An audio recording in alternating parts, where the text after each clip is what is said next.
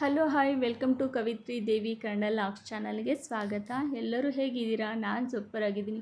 ಬನ್ನಿ ಫ್ರೆಂಡ್ಸ್, ಇವತ್ತು ನಾನು ಈ ಒಂದು ಒಳ್ಳೆ ಮನೆ ಮದ್ದನ್ನು ಮಾಡಿದ್ದೀನಿ. ಅದೇನಂತ ಗೊತ್ತಾಗಬೇಕಾದ್ರೆ ಹೊಸಬ್ರು ಯಾರಾದರೂ ವೀಡಿಯೋ ನೋಡ್ತಾ ಇದ್ದರೆ ಪ್ಲೀಸ್ ನನ್ನ ಚಾನಲ್ ಸಬ್ಸ್ಕ್ರೈಬ್ ಮಾಡಿ. ಹಾಗೆ ವಿಡಿಯೋ ಇಷ್ಟ ಆದಲ್ಲಿ ಒಂದು ಲೈಕ್ ಕೊಡೋದು ಮಾತ್ರ ಮರಿಬೇಡಿ. ವಿಡಿಯೋನ ಸ್ಕಿಪ್ ಮಾಡದೆ ಕೊನೆಯವರೆಗೂ ನೋಡಿ. ಇತ್ತೀಚಿನ ದಿನಗಳಲ್ಲಿ ನಮ್ಮ ಕೂದಲು ತುಂಬ ಉದುರ್ತಾ ಇರುತ್ತೆ, ಅಷ್ಟೆಲ್ಲ ಕಟ್ಟಾಗಿ ಬೀಳ್ತಾ ಇರುತ್ತೆ. ತಲೆ ಬಾಚುವಾಗೆಲ್ಲ ಕೂದಲು ಕಟ್ಟಾಗಿ ಬೀಳ್ತಾ ಇರುತ್ತೆ. ಅಷ್ಟೆಲ್ಲ ತಲೆಯಲ್ಲಿ ಒಟ್ಟು ಕೂಡ ತುಂಬ ಆಗ್ತಾ ಇರುತ್ತೆ. ಆಮೇಲೆ ಬಿಳಿ ಕೂದಲು ಕೂಡ ಮಕ್ಕಳಿಗೂ ಕೂಡ ತುಂಬಾ ಆಗ್ತಾ ಇರುತ್ತೆ. ಅಂಥವ್ರಿಗೆಲ್ಲ ಈ ಒಂದು ಒಳ್ಳೆ ಮನೆ ಮದ್ದು ತುಂಬಾ ಒಳ್ಳೆಯದು. ಇದನ್ನು ನೋಡಿ ಹೇಗೆ ಮಾಡೋದು ಅಂತ ಕೂಡ ತಿಳಿಸ್ಕೊಡ್ತೀನಿ. ವಿಡಿಯೋನ ಸ್ಕಿಪ್ ಮಾಡದೆ ಕೊನೆವರೆಗೂ ನೋಡಿ. ಇದು ವಾರದಲ್ಲಿ 1-2 ಸಲ ನಮ್ಮ ತಲೆಗೆ ಹಚ್ಚೋದ್ರಿಂದ ಖಂಡಿತ ನಾನು ಹೇಳಿದ್ನಲ್ವ ಅದೆಲ್ಲನೂ ಸ್ಟಾಪ್ ಆಗುತ್ತೆ. ಬನ್ನಿ ಇವಾಗ ಇದನ್ನು ಹೇಗೆ ಮಾಡೋದು ಅಂತ ಕೂಡ ತಿಳಿಸ್ಕೊಡ್ತೀನಿ. ನೋಡಿ, ನಾನು ಇಲ್ಲಿ ಏನೇನು ತೊಗೊಂಡಿದ್ದೀನಿ ಅದನ್ನು ಕೂಡ ತೋರಿಸ್ಕೊಡ್ತೀನಿ. ಇಲ್ಲಿ ನೋಡಿ, ನಾನು ಕರಿಬೇವಿನ ಎಲೆಗಳು ತೊಳೆದು ಇಟ್ಕೊಂಡಿದ್ದೆ. ಆಮೇಲೆ ದಾಸವಾಳ ಹೂವಿನ ಎಲೆಗಳು ಅಷ್ಟೇ. ಇದು ಕೆಂಪು ಬಣ್ಣದ ದಾಸವಾಳ ಹೂವು ಇರುತ್ತಲ್ವ, ಅದ್ರದ್ದು ಒಂದು 7-8 ತೊಗೊಂಡಿದ್ದೆ. ಅಲವೇರಾ ಇದು ನ್ಯಾಚುರಲ್ ಆಗಿ ಮನೆ ಹತ್ರ ಆಗಿರೋವಂಥದ್ದು, ಅದನ್ನೇ ತೊಗೊಳ್ಳಿ. ಆಮೇಲೆ ಸ್ವಲ್ಪ ಮೆಂತ್ಯಕಾಳು ಒಂದು ಅರ್ಧ ಸ್ಪೂನಷ್ಟು ತೊಗೊಂಡಿದ್ದೀನಿ. ನಿಮಗೆ ಎಷ್ಟು ಬೇಕು ಅಂದರೆ, ಇದು ಯಾವಾಗಲೂ ಮಾಡಿ ಸ್ಟಾಕ್ ಇಟ್ಕೋಬಾರ್ದು. ನಾವು ಯಾವಾಗ ತಲೆ ಸ್ನಾನ ಮಾಡ್ತೀವೋ ಬಿಫೋರ್ 1 ಅವರ್ ಮುಂಚೆನೇ ಮಾಡಿ ಇಟ್ಕೊಂಡು ನಾವು ತಲೆಗೆ ಹಚ್ಕೋಬೇಕು. ಅದು ಆವಾಗಲೇ ನಮಗೆ ಒಳ್ಳೆ ರಿಸಲ್ಟ್ ಕೊಡುತ್ತೆ. ಅದು ಬಿಟ್ಟು ನಾವು ಸ್ಟಾಕ್ ಇಟ್ಟು ಅದನ್ನು ತಲೆಗೆ ಹಚ್ಕೊಂಡ್ರೆ ಒಳ್ಳೆಯದಲ್ಲ ಅದು. ನೋಡಿ, ಇದನ್ನು ಇಷ್ಟನ್ನು ನಾನು ತೊಗೊಂಡು ಏನು ಮಾಡ್ತಾಯಿದ್ದೀನಿ ಅಂತ ಇವಾಗ ತೋರಿಸ್ತೀನಿ. ಇದನ್ನೆಲ್ಲ ನಾನು ನೀರಲ್ಲಿ ಹಾಕ್ಕೊಂಡು ಕುದಿಸ್ಕೋಬೇಕು. ಅದರಲ್ಲಿ ಬರೋವಂಥ ರಸ ಏನಿರುತ್ತೆ ನೋಡಿ, ಅದು ತುಂಬಾ ನಮ್ಮ ತಲೆಗೆ ಒಳ್ಳೆಯದು ಹಚ್ಚೋದ್ರಿಂದ. ಇಲ್ಲಿ ನೋಡಿ, ನಾನು ಕರಿಬೇವಿನ ಎಲೆನ ಈ ಥರ ಎಲೆಗಳು ಮಾತ್ರ ತೆಗೆದು ಇಟ್ಕೊಂಡಿದ್ದೀನಿ. ಆಮೇಲೆ ದಾಸವಾಳ ಹೂವು ಎಲೆ ಇರುತ್ತಲ್ವ, ಅದು ಕೂಡ ಅಷ್ಟೇ.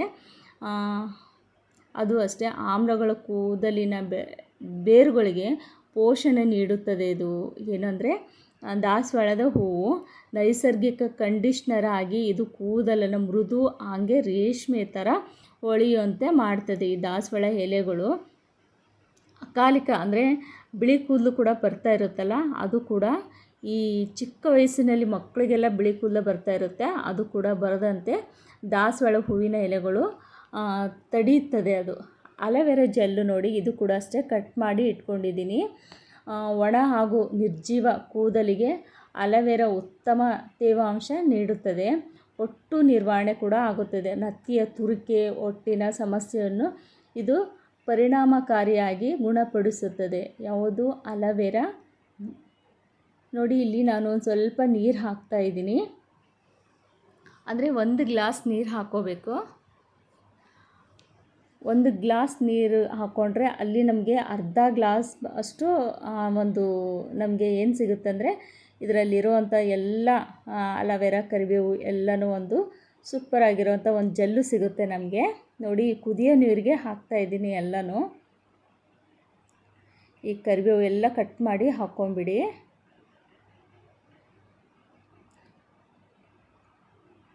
ಸಣ್ಣ ಉರಿಯಲ್ಲಿ ಕುದಿಸ್ಕೋಬೇಕಾಗುತ್ತೆ.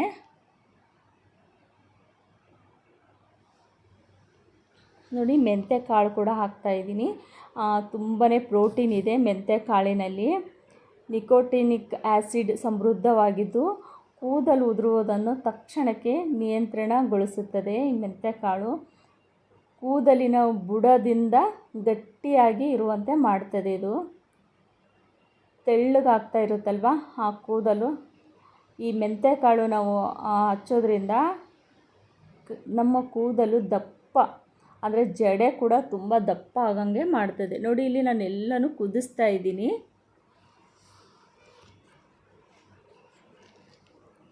ಚೆನ್ನಾಗಿ ಕುದಿಸ್ಕೋಬೇಕು. ಕರಿಬೇವು ನೋಡಿ, ಕರಿಬೇವು ಅಷ್ಟೇ ಬೀಟಾ ಕ್ಯಾರೋಟನ್ ಕೂದಲಿನ ಆರೋಗ್ಯವನ್ನು ವೃದ್ಧಿಗೊಳಿಸುತ್ತದೆ. ನೈಸರ್ಗಿಕ ಕೂದಲಿಗೆ ಬಣ್ಣ ಕೊಡುತ್ತದೆ ಇದು ಕರಿಬೇವು. ಕೂದಲಿನ ಕಪ್ಪು ಬಣ್ಣ ಅಂದರೆ ನಮಗೆ ಯಾವಾಗಲೂ ಇರುವಂತೆ ಮಾಡುತ್ತದೆ ಇದು ಕರಿಬೇವು. ಇದು ಚೆನ್ನಾಗಿ ಕುದೀತಾ ಇದೆ ನೋಡಿ.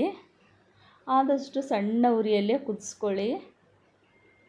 ಇವಾಗ ನಾನು ಒಲೆನ ಆಫ್ ಮಾಡ್ಕೊಂಡಿದ್ದೀನಿ ನೋಡಿ. ಇದನ್ನು ಒಂದು ಬೌಲಿಗೆ ಸೋದಿಸ್ಕೊತಾ ಇದ್ದೀನಿ ನೋಡಿ.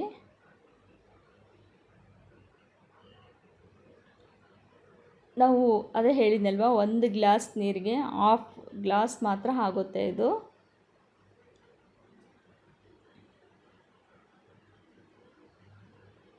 ನೋಡಿ ಕಾಣಿಸ್ತಾ ಇದೆಯಲ್ವಾ, ಇದರಲ್ಲಿ ದಾಸವಾಳ ಹೂವಿನ ಎಲೆ, ಆಮೇಲೆ ಅಲವೇರಾ, ಮೆಂತ್ಯಕಾಳು, ಕರಿಬೇವು ಇಷ್ಟು ಮಾತ್ರ ರಸ ಎಲ್ಲ ಅದರಲ್ಲಿ ಪ್ರೋಟೀನ್ ಆಗಿ ನೈಸರ್ಗಿಕವಾಗಿ ಪ್ರೋಟೀನಲ್ಲಿ ಇರುವಂಥದ್ದು ಇದು ನೋಡಿ. ಇದಕ್ಕೆ ನಾನೊಂದು ಸ್ವಲ್ಪ ಕೊಬ್ಬರಿ ಎಣ್ಣೆನ ಹಾಕ್ತಾಯಿದ್ದೀನಿ.